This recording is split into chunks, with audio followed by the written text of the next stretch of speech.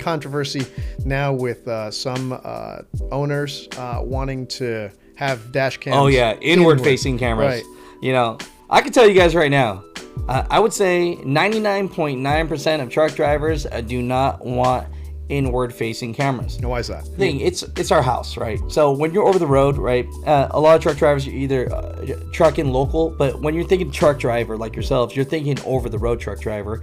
We're sleeping in this thing.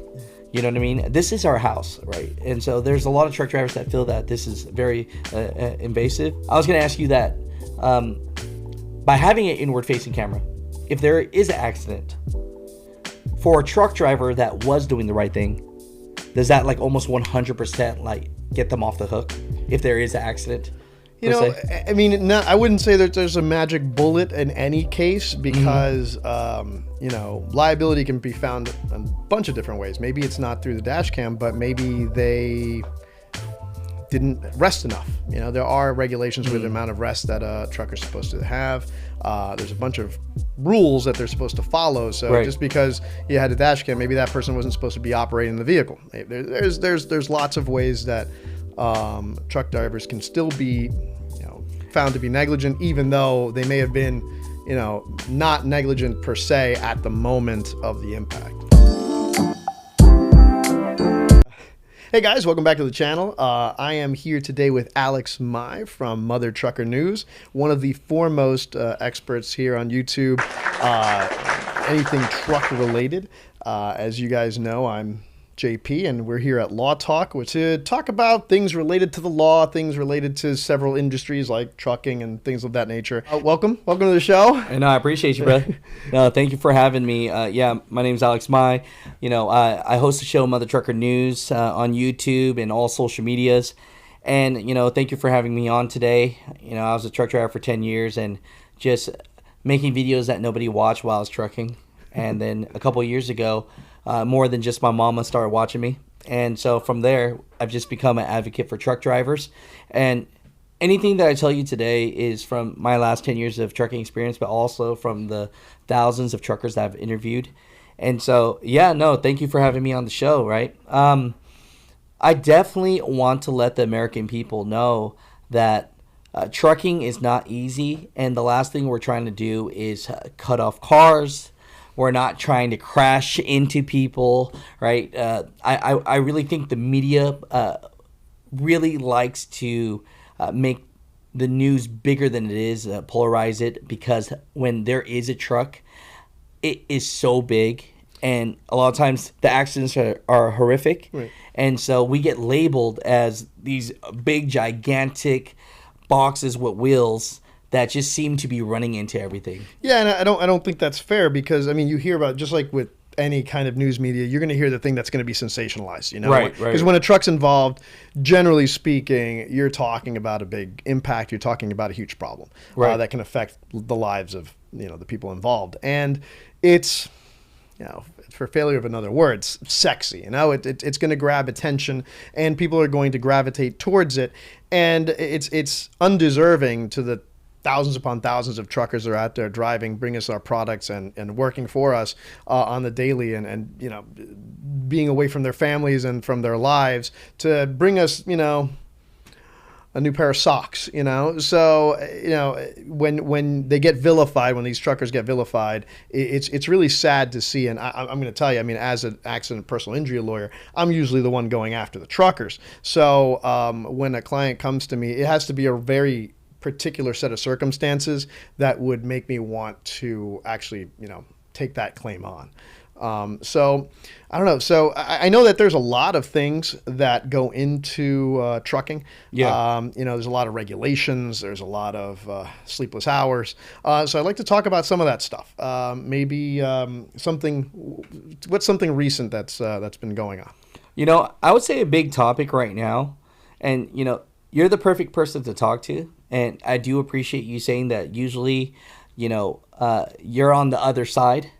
So later on, I'm going to have questions for you as well, because I want to know, hey, because you're on the other side and you're defending the people that are getting accidents with semi-trucks, what are some of the things that we can do to protect ourselves so that we don't get caught and then open the door and see you, right? Well, I mean, I think one of the best things that you can do is have a dash cam. Having a dash cam that points out will definitely absolve you if you're not doing anything wrong, or at the very least tell the story of what happened and why it happened. We can learn as to how it didn't have that not happen again.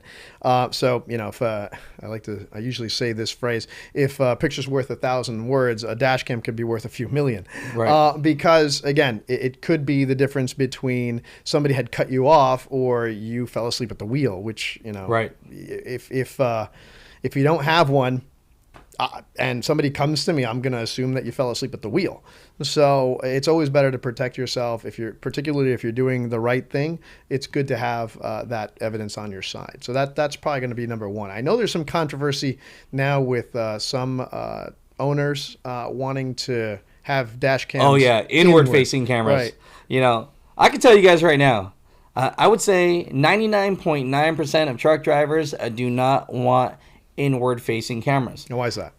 Well, the reason why we become truck drivers, I can guess. Yeah, right. Yeah. Long hours. I'm sure there's a lot of things that go on in the truck that you don't really need on the internet. No, and that's the thing. It's our house, right? So when you're over the road, right? A lot of truck drivers, you're either trucking local, but when you're thinking truck driver like yourselves, you're thinking over the road truck driver.